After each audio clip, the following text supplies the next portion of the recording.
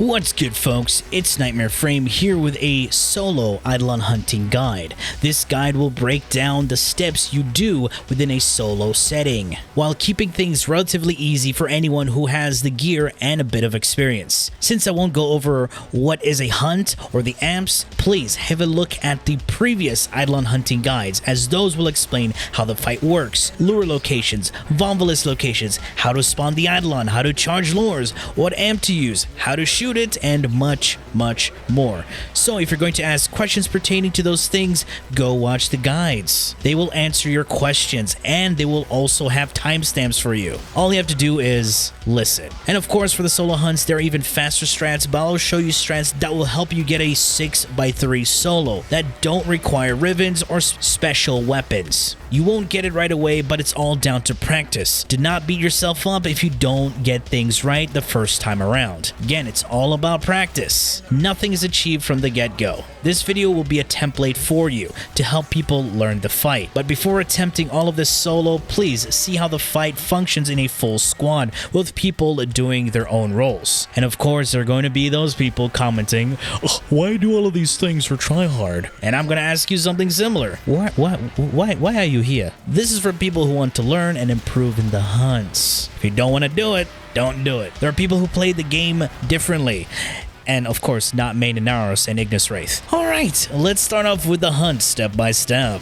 The first thing I need to do before engaging the Eidolon is quick charge a lure so I can keep the Terralyst in place. As soon as I step out the gate, I get into Archwing. This quick charging method is without any speed boost to make it easier to see and understand for those who don't have the intrinsics or anything like that. This method works on all frames. Fly over to the east camp, hover just above this tree right here, slowly moving forward till I see two small blue flashes of light notifying me that Vanvalists have spawned. This is called force spawning, and it's used to make sure we get Vanvalists in a specific area by manipulating their spawns. Force spawning is how the game decides where to spawn enemies depending on where you're located. Once I see those, I approach the lure, shoot, insta-hack, suck up the Voms, and shoot them down. To help you learn how to insta-hack lures without using your resources, you can spawn lures in Captura, but make sure it's night. Align your crosshairs on the lure, shoot, dash, while spamming the interact key, whatever you bound it to. As soon as you see the FOV change, hit the cipher keybind. That FOV change signifies that you have interacted with the lure and you're actually in the process of hacking it. The default cipher keybind is different on all platforms. Be sure to check yours out. And now that I have my lure with 2 Vom energy, I make my way to the Terralyst. To give me a boost in speed, I dismount, activating my second ability and then immediately getting back into my Archwing, as Volt speed carries over into Archwing. You can practice this in the Simulacrum as well. Make sure your crosshair is towards the horizon or facing upwards, and all you have to do is use the melee key to dismount. If you face downwards, you will ground slam, and you want to avoid that. Reminder, I don't have a fully charged lure, meaning I do not want to take off the limb right away. I place my shields, buff myself with Shock Trooper and Eclipse, shoot the Eidolon to wake it up and alert it, or it will still be in its non-hostile state. The reason we want it to be in a hostile state is because it will spawn Vanvalis near and underneath it.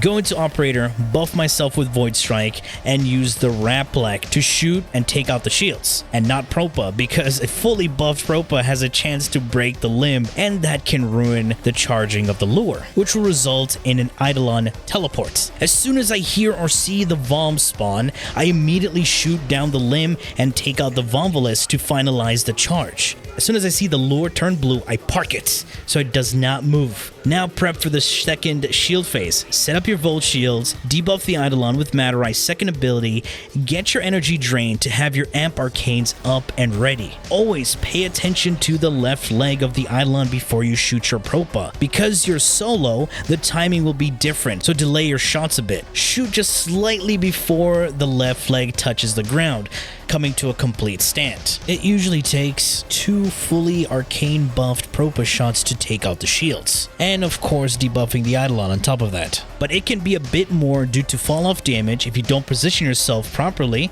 or bad timing. If it's either one of those, please retaliate with a Rapplek shot or shoot off 3 Propa shots just to be safe. But taking out the shields will be easier with more experience. Once you take out the shield and limb, this is when you get into Archwing and grab your second lure. The Terralyst always spawns in places with easy to get lures. Refer to the Eidolon guides for those locations, and repeat the previous steps till you get the third lure. As you come back with a third lure, your Void Strike will be ready. Summon your crewmates, as they will help you charge the 2 yellow lures you have brought over. As you're getting ready for the final Terralyst shield phase, you can buff yourself with Void Strike and wrap like the shield and limb together. Do not do this in groups, as you can get a bug called a heal skip, pretty much killing off the Eidolon right then and there, completely skipping its healing phase, leaving you with no captured rewards. This is due to dealing a large portion of multiple damage instances, enough to fully kill off the Eidolon in the same time frame that the final limb is taken down. DE fix this. But to be safe, you can just Propa the shields. After the final limb, make sure you park the 2 lures and your crewmate so they can be charged. Go out and grab 5 lures for the rest of the hunt. If you're not confident with speed and knowledge of the locations, get 2 at least, and you can grab the rest later.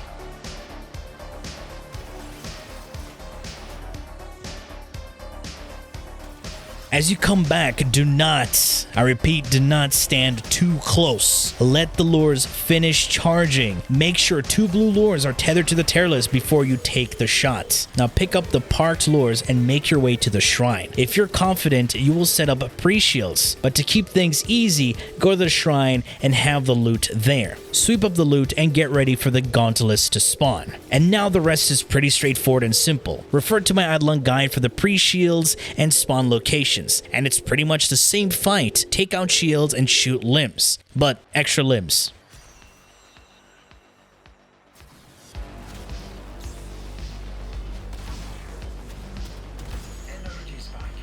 For the far spawn, there can be issues with fall off damage, so positioning is key, which I will demonstrate here for the different limbs.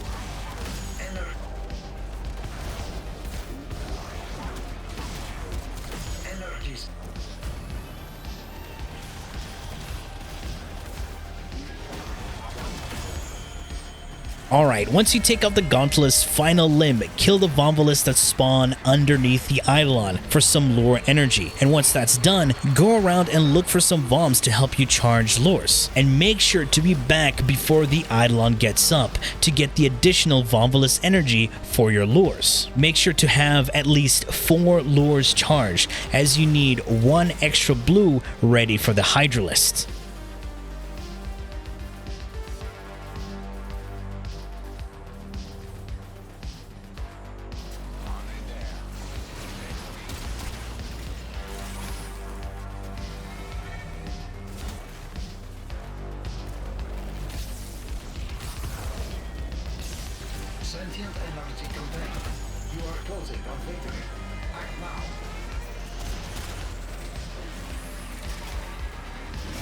Take out the Gauntalyst and go to the pre-shield locations. Set up your shields and get ready for the final fight. And the Hydrolyst is the same fight as the Gauntalyst, but with extra lightning, stupid effects that blind you because DE hates people with eyes, and annoying grass that will deal damage over time.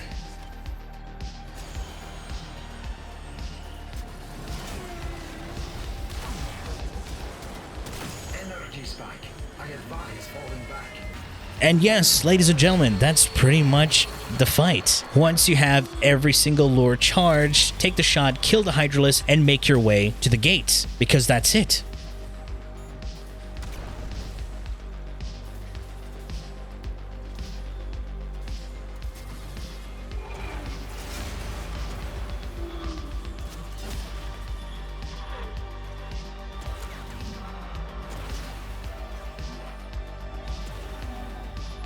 Alright, here we are in the build section of the video. Now, I do have a specific vault just for solo runs.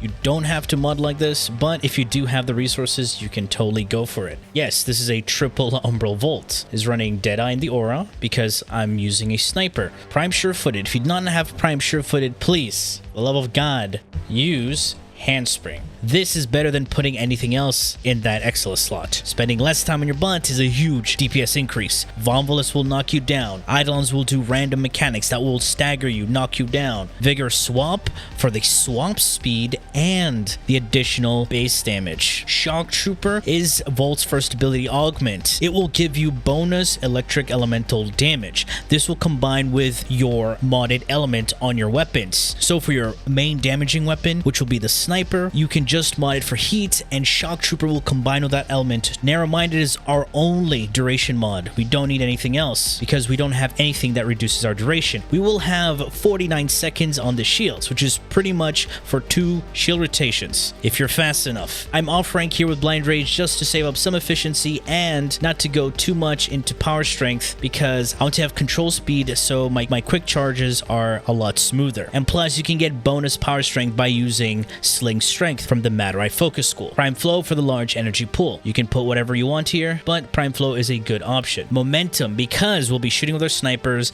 and we want that increased reload speed. We're going to be critting a lot, so this is very useful. Arcane Nullifier, because I'm not running Rolling Guard. The reason I run Triple Umbral, this will protect me from a lot of the Eidolon's attacks. Now for the other build, if you don't want to go too much into this, my other Volts. This is a simple solo run. Again, the aura can be whatever you want. It's pretty much the same build, but now I have Adaptation and Rolling Guard. And here I do have Transient Fortitude with 210% power strength.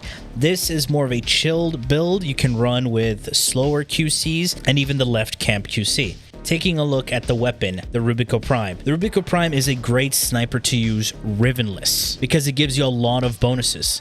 And plus, building up combo on a sniper will give you a damage multiplier, which is a different form of damage increase. I do use a Riven on mine, but if you do not have a Riven, you have a couple of options. Modded for full radiation, meaning put an electric mod here just to increase its overall damage. Or you can even run with a copium thing like Hammer Shot just to give you some extra crit damage. Or if you just want even more base damage, you can go with Heavy Caliber. Now for my secondary, I love to use the Rattle Guts. I use this to quick charge and even kill some Vomps. It is built from the Rattle Guts Chamber, Splat Loader, and Haymaker Grip. It is full in damage and crits, and the build is as follows. Damage, here I do have a Riven, but you can put an electric mod to increase its damage even more. The secondary is more of a utility than something that you'll use more in terms of damage. And of course, Amalgam Barrel of Fusion just for some faster animations. And finally, the Vastilok here is for armor stripping. High Noon is the stance. Just put in a bunch of attack speed, wind up speed, and the most important mod here is Shattering Impact. The reason why Vastilok is used and better off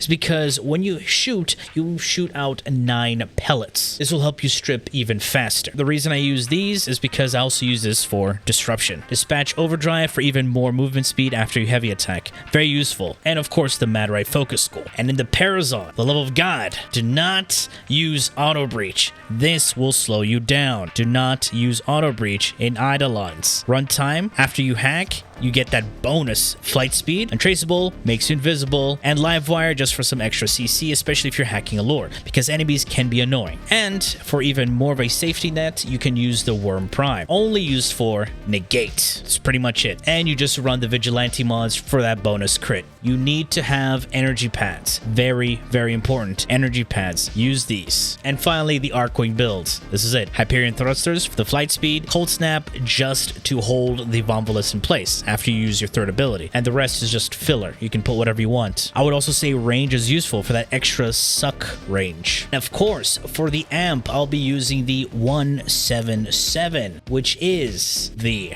Raplac Prism, Propa Scaffold, and Certus Brace. We'll be using the primary and secondary fire. Very useful. Magus Repair and Magus Lockdown. Magus Lockdown, very good for the Voms, and it can also stun the Eidolon for a very short period, which can help you secure a nice shield kill. And of course, Eternal Eradicate and Eternal Onslaught for that bonus damage and giving you over 100% crit chance on your amps. Alright folks, that has been it from this video. I do hope you've enjoyed and learned something from it.